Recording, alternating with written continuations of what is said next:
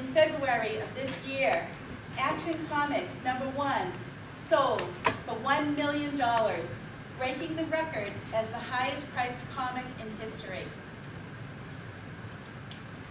$1 million. 1 month later, in March of 2010, Detective Comics #27, first appearance of Batman, sold for $1,075,000. Had to outdo Superman. But Superman wouldn't have that. Action Comics was the first appearance of Superman. In April of 2010, a better conditioned comic sold for $1,500,000. These comics cost 10 cents when they were originally purchased. I did the math. That's a 1,000,000,000% return.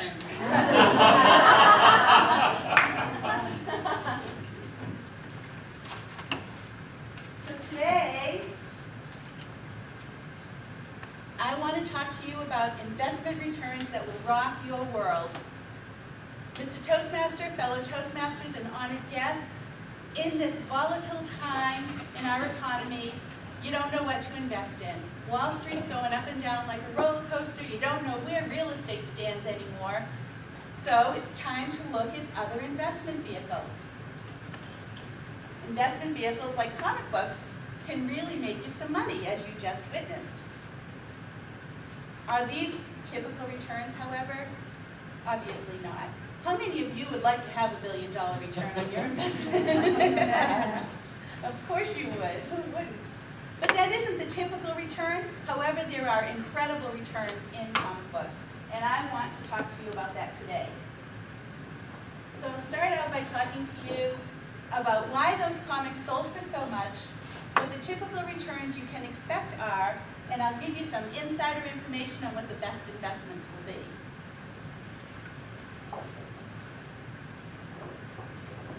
Comic books have different values, and the values are rated using these criteria. One of the first values is that it needs to be rare. This is especially good with limited runs of comic books. Action Comics, when it was originally distributed 72 years ago, only had 200,000 printed. You can bet there's not that many around now. In fact, about 10,000 maybe. So when someone has one in really great condition, that's why it's worth so much. The date is really important. The older the better. I like that. I'm getting older. The popularity of the characters is really important. What the market demand will hold. So Superman, Batman, those kind of characters will go up in value, whereas some that are not quite as well known won't. The condition of the comic plays a big part, and I'll illustrate that shortly.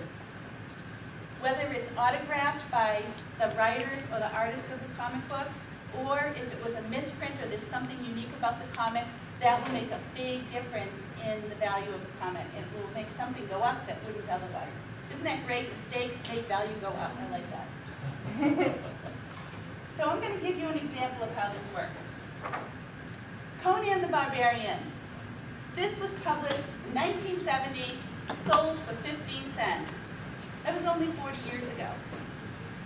Looking up what the value was in this comic, when it was in very good condition, in 1994, it sold for $22. That's already a great return on that 15-cent investment, if you agree. In near mint condition, it's worth $200. That's how you can see the span of the difference in the condition of the comic. In 2009, that same comic in very good condition sold for $35. That's a pretty good increase in 15 years. Near mint, it was 2.5 times more, $500. If it was in mint condition, as if it had just come off the press, it would have been worth 100 times more than that, or $55,000. That's what it's worth. Actually, it's worth more now because it's a year later and values should go up on these comics. Now, I want to give you a true-to-life example. Our store recently was able to purchase Captain America #113 for $20. So we did the research. What did we have in our hands? Captain America 113 was about the funeral of Captain America. Now, the previous issues to that, 112, 111, they're worth a little more because that was the death of Captain America. This one was published in 1969, originally sold for 12 cents. In 1994, it was valued in very fine condition, which our copy is, for $19. So we got it at the 1994 price. In 2009, last year, it was valued at $72.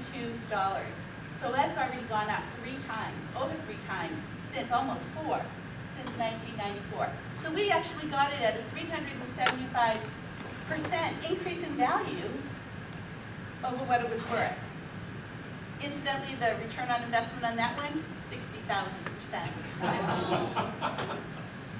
We still have this in our store. It's actually gone up in price. We have it marked for $100 right now. And it will continue to go up.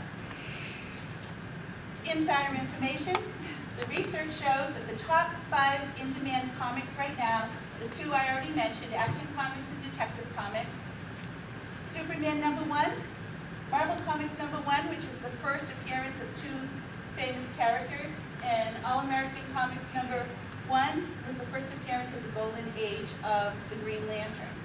Very much in demand. These, if you have these in mint condition, you've got your $1 million comics in your hand. Just hold them a little bit longer.